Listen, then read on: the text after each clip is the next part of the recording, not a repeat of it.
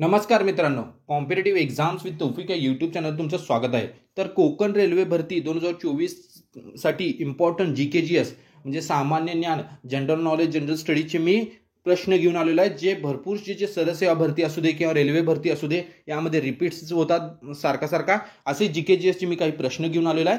तर या व्हिडिओमध्ये मी तुम्हाला डिटेल प्रश्न सांगणार आहे आणि त्याची उत्तर समजावून सांगणार आहे की का उत्तर तेच आले. तर हा व्हिडिओ पूर्ण बघा, अजिबात स्किप करू नका. आणि जे नवीन व्ह्यूअर्स आहेत कॉम्पिटेटिव्ह एक्झाम्स विथ तौफिक या यूट्यूब चॅनलवर, त्यांनी सबस्क्राईब करायला विसरू नका, कारण मी डेली न्यू अपडेट्स घेऊन येतो MPSC आणि महाराष्ट्रातील सर्व कॉम्पिटेटिव्ह एक्झाम्स रिलेटेड.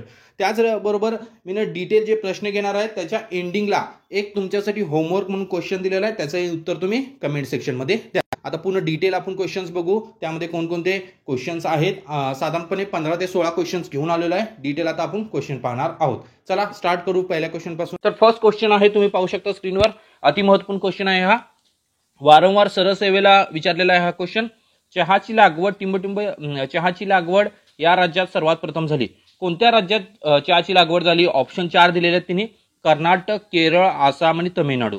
आता चहा एक असा पदार्थ आहे, त्याच्यासाठी ॲटमॉस्फिअर म्हणजे हवामान, जे हवामान असतं ते योग्य लागतं त्याच्यासाठी. तर जे हवामानाबद्दल आपण विचार करू, एक स्पेशल क्रायटेरिया आहे त्याच्यासाठी. तर हवामानाबद्दल आपण विचार केला तर कर्नाटक, केरळ, आसाम हे चहाच्या लागवडीसाठी उत्तम आहेत. या तिन्हीपैकी एक उत्तर आहे. तर इलिमिनेशन पद्धतीने तमिळनाडू तर बाहेरच पडते. 3 राहिले, त्यातील चहाची लागवड या राज्यात सर्वात प्रथम विचारलेली आहे. तर सर्वात प्रथम चहाची लागवड जी झालेली आहे ती आसाम या राज्यात झालेली आहे. चहाची लागवडची सुरुवात आसाम या राज्यात सर्वात प्रथम करण्यात आलेली होती. सेकंड क्वेश्चन बघू. सामान्यपणे संघराज्य पद्धतीला कोणत्या पद्धतीचे विधिमंडळ असते? म्हणजे कोणत्या पद्धतीचे विधिमंडळ असते संघराज्य पद्धतीत? फर्स्टली तुम्ही हे समजून घ्या की संघराज्य पद्धत म्हणजे काय. संघराज्य म्हणजे असे राज्य की एक देश बनतो वेगवेगळ्या राज्यांचं एकत्र येऊन. तर आपला देश जो बनलाय तो वेगवेगळे राज्य एकत्र येऊन बनलेला आहे. तुम्ही पाहू शकता आपल्या देशात विविध राज्य आहेत, तर सगळे राज्य एकत्र येऊन एक देश बनलेला आहे. तर तशा पद्धतीची संघराज्य पद्धतीत कोणत्या पद्धतीची विधिमंडळ असते असं विचारलेलं आहे. तर याचे ऑप्शन आहेत: द्विग्रही, एकग्रही, बहुग्रही आणि यापैकी कोणतेही नाही. तर आपल्या देशात कशा प्रकारची विधिमंडळ आहे? द्विग्रही. म्हणजे याचं उत्तर आहे द्विग्रही. लोकसभा आणि राज्यसभा आपल्या देशात आहे, त्यामुळे द्विग्रही याचं योग्य उत्तर आहे. थर्ड क्वेश्चन आहे, दुसऱ्या पंचवार्षिक योजनेचे मुख्य उद्दिष्ट काय होते? पंचवार्षिक योजनेची सुरुवात झाली 1951ला, जेव्हा देश स्वतंत्र झाला 1947ला. त्यानंतर पंचवार्षिक योजना थोड्या दिवसांनी चालू झाल्या. 1951ला फर्स्ट पंचवार्षिक योजना, 1951 ते 1956. त्यानंतर पंचवार्षिक योजना लागू करण्यात आल्या. त्यानंतर मध्ये इमर्जन्सी सिच्युएशनमध्ये पंचवार्षिकच्या जागी एका वर्षाच्या योजना लागू करण्यात आलेल्या होत्या. तर दुसरी जी पंचवार्षिक योजना आहे ती 1956 ते 1961च्या दरम्यान दुसरी पंचवार्षिक योजना लागू करण्यात आली. तर त्या योजनेची मुख्य उद्दिष्ट काय होते असं विचारण्यात आलेलं आहे.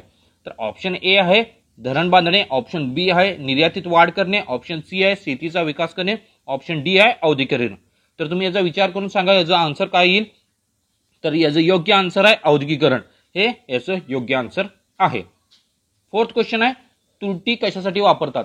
तर तुरटी वापरतात, जे 4 ऑप्शन दिलेले आहेत ते विद्युत विलेपनासाठी, रक्तप्रवाह थांबवण्यासाठी, शिल्प बनवण्यासाठी आणि काच व रंग बनवण्यासाठी. तर तुम्ही नॉर्मली ऐकलं असेल की घरात तुम्हाला काही लागले तर लगेच म्हणतात की तुरटी लावा. तर तुरटी हे मेनली यूज केलं जातं रक्तप्रवाह थांबवण्यासाठी. हे त्याचं योग्य आन्सर आहे. नॉर्मल क्वेश्चन असतात, डे टू डे जे असतं त्यातली भरपूर क्वेश्चन असतात. जनरल नॉलेजने तुम्ही क्वेश्चन सॉल्व्ह करू शकता. फिफ्थ क्वेश्चन आहे, पुण्यात मुलींची पहिली शाळा कोणी सुरू केली? मुलींची पहिली शाळा कोणी सुरू केली पुण्यात विचारलेला आहे. ऑप्शन ए आहे नाना जगन्नाथ शंकर सेठ, ऑप्शन बी आहे महर्षी धोंडलो केशव कर्वे, ऑप्शन सी आहे पंडिता रमाबाई, ऑप्शन डी आहे महात्मा फुले. तर याचं योग्य आन्सर आहे महात्मा फुले, हे याचं योग्य आन्सर आहे. 6 नंबरचा क्वेश्चन आहे, गोपाळ गणेश आगरकर यांनी कोणत्या विचारांचा पुरस्कार केला? म्हणजे त्यांनी कोणत्या विचारांना फॉलो केलं किंवा कोणत्या विचारांचा पुरस्कार केला असं विचारलेलं आहे. ऑप्शन ए आहे मानवतावाद, ऑप्शन बी आहे समाजवाद, ऑप्शन सी आहे बुद्धिप्रामाण्यवाद, ऑप्शन डी आहे सर्वकषवाद. तर जे योग्य आन्सर आहे ऑप्शन सी बुद्धिप्रामाण्यवाद. हे वेगवेगळ्या थेरीज म्हणता येईल. मानवतावादाची एक वेगळी विचारधारणा असते, समाजवादाची एक वेगळी विचारधारणा असते, साम्यवाद असते, त्यानंतर फेमिनिझम बी असते, सर्व काही वेगवेगळे विचारधारा असतात, विचार प्रवाह असतात. त्यापैकी गोपाळ गणेश आगरकर यांनी बुद्धी प्रामाण्यवादाला प्राधान्य दिलेले होते, विचाराचा पुरस्कार केला होता. 7 नंबरचं क्वेश्चन आहे, MKS पद्धतीत दाबाचे एकक काय असते असं विचारलेलं आहे. ऑप्शन ए आहे न्यूटन, ऑप्शन बी आहे डाइन, ऑप्शन सी आहे न्यूटन पर मीटर स्क्वेअर, ऑप्शन डी आहे डाइन पर सेंटीमीटर स्क्वेअर. याचं योग्य आन्सर आहे न्यूटन पर मीटर स्क्वेअर. 8 नंबरचं क्वेश्चन आहे, शाहू महाराजांनी 1911 मध्ये कोणत्या समाजास राजाश्रय दिला? कोणत्या समाजास शाहू महाराजांनी राजाश्रय दिला असं विचारलेलं 1911 मध्ये. ऑप्शन ए आहे आर्य समाज, ऑप्शन बी आहे सत्यशोधक समाज, ऑप्शन सी आहे प्रार्थना समाज, ऑप्शन डी आहे ब्राह्मो समाज. तर याचं योग्य आन्सर आहे सत्यशोधक समाजाला त्यांनी राजाश्रय दिला. त्यानंतर 9 नंबरचा क्वेश्चन आहे, महाराष्ट्रातील होम रूल चळवळीचे प्रणेते होते कोण होते? ऑप्शन ए आहे ॲनी बेझंट, ऑप्शन बी आहे लोकमान्य टिळक, ऑप्शन सी आहे बॅरिस्टर खापर्डे, ऑप्शन डी आहे डॉक्टर BS मुंजे. तर होम रूल चळवळीची सुरुवात केली ॲनी बेझंटनी देशात. तर महाराष्ट्रात त्याची चळवळीचे प्रणेते कोण होते? लोकमान्य टिळक. तर नेक्स्ट क्वेश्चन आहे, कोणत्या घटना दुरुस्तीनुसार मूलभूत कर्तव्यांचा समावेश भारतीय राज्यघटनेत करण्यात आला? तर मूलभूत कर्तव्य सांगण्यात आलेले आहेत, मूलभूत हक्क नाहीत किंवा राज्यघटनेची मार्गदर्शक तत्वे नाही आहेत, मूलभूत कर्तव्यांचं सांगण्यात आलेलं आहे. तर ऑप्शन ए आहे 45वी घटनादुरुस्ती, ऑप्शन बी आहे 46वी घटनादुरुस्ती, ऑप्शन सी आहे 42वी घटनादुरुस्ती, ऑप्शन डी आहे 44वी घटनादुरुस्ती. तर याचं योग्य जे आन्सर आहे ते आहे 42वी घटनादुरुस्ती. कारण की तुम्ही हे माहीत असेल तुम्हाला की मूलभूत कर्तव्यांचं हनन झालं तर तुम्ही कोर्टात जाऊ शकत नाही, न्यायालयात जाऊ शकत नाही. फक्त आणि फक्त मूलभूत हक्कांचं हनन झाले तरच तुम्ही न्यायालयात जाऊ शकता. 11वा क्वेश्चन आहे, रवींद्रनाथ टागोरांनी नव्या युगाचे अग्रसर कोणाला म्हटले आहे? स्वामी विवेकानंद, राजा राममोहन रॉय, स्वामी दयानंद सरस्वती आणि महात्मा ज्योतिबा फुले. तर याचं योग्य आन्सर आहे राजा राममोहन रॉय यांना नव्या युगाचे अग्रेसर म्हणण्यात आलेले आहेत रवींद्रनाथ टागोर यांनी.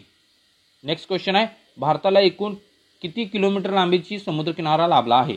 आता समुद्रकिनारा म्हणजे तुम्ही जर मॅप पाहिला तर आपला मॅप अशा प्रकारचा आहे. तर तुम्ही पाहू शकता हा जो पूर्ण पट्टा आहे हा समुद्रकिनारा आहे. इकडे आहे अरबी समुद्र आणि इकडे आहे बंगालचा उपसागर. ते भरपूरशे स्टेट्स आहेत.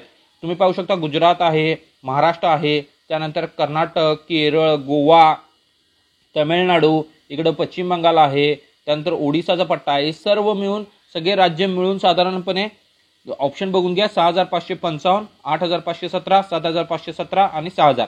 तर याचं योग्य आन्सर आहे 7517 किलोमीटर लांबीचा किनारा लाभला आहे. इसवी सन 1930च्या मिठाच्या सत्याग्रहात स्त्रियांचे नेतृत्व कोणी केले? जो मिठाचा सत्याग्रह झाला त्यात स्त्रियांचे नेतृत्व कोणी केले असं विचारलेलं आहे. तर त्याचं नेतृत्व कोण केले याचे ऑप्शन आहेत प्रेमा कंटक, कृष्णा घटकर, अवंतिकाबाई गोखले, अरुणा असफ अली. तर याचं योग्य आन्सर आहे अवंतिकाबाई गोखले. नेक्स्ट क्वेश्चन आहे, भारतीयांनी सायमन कमिशनवर बहिष्कार टाकला. तर जे सायमन कमिशन आलं होतं भारतात त्याच्यावर बहिष्कार टाकण्यात आला होता. तर त्याच्या मागचं कारण काय विचारलेलं आहे? त्यामुळे भारताची फाळणी होणार होती. त्यामध्ये लेबर पार्टीचा प्रतिनिधी नव्हता, त्यांचे नेतृत्व सायमनने केले होते आणि त्यामध्ये एकही भारतीय प्रतिनिधी नव्हता. तर याचं योग्य आन्सर आहे त्यामध्ये एकही भारतीय प्रतिनिधी नव्हता. 15th क्वेश्चन आहे, भारतीय राज्यघटनेच्या प्रस्तावनेत कोणत्या संकल्पनेला अग्रक्रम दिला आहे? तर ऑप्शन ए आहे स्वातंत्र्य, ऑप्शन बी आहे समता, ऑप्शन सी आहे न्याय, ऑप्शन डी आहे बंधुभाव. तर याचं योग्य आन्सर आहे न्याय याला अग्रक्रम देण्यात आलेला आहे. तर जो लास्ट क्वेश्चन आहे आता मी जो घेऊन येत आहे त्याचा आन्सर तुम्ही मला कमेंट सेक्शनमध्ये द्यायचं की याचा आन्सर काय येऊ शकते. एकदम इझी क्वेश्चन आहे, तुम्हाला लगेच येईल आन्सर. रक्त गोठण्याची क्रिया सुरू करण्याचे कार्य करतात श्वेत रक्तकणिका, लसिका, लोहित रक्तकणिका आणि रक्तपिटिका. तर ह्या क्वेश्चनचा आन्सर तुम्ही मला कमेंट सेक्शनमध्ये द्या. तर मी डिटेल क्वेश्चन्स कव्हर केलेले आहेत. तुम्ही पाहू शकता जे इम्पॉर्टंट क्वेश्चन्स होते ते सर्व कव्हर केलेले आहेत आणि तुम्हाला एक होमवर्कसाठी क्वेश्चनही दिलेला आहे, त्याचा आन्सर्स तुम्ही नक्की द्या. Thank you for watching my video. Please like, comment and subscribe my channel.